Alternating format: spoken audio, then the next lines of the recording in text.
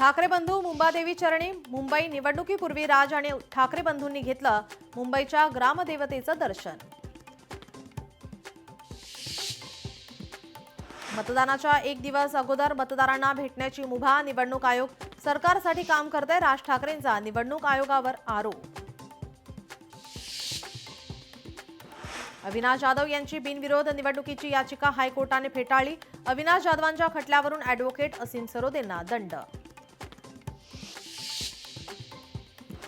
पुणे मनपा निवडणूक कात्रज प्रभाग क्रमांक 40 मध्ये मतदारांना चांदीच्या वाट्या वाटल्याचा आरोप। ठाकरे सेनेचे उमेदवार वसंत मोरे यांचा आरोप। सोने चांदीच्या दरात विक्रमी वाढ। जीएसटीसह सोन्याचा दर प्रति तोळा 1,46,000वर तर चांदी प्रति किलो 2,90,000वर।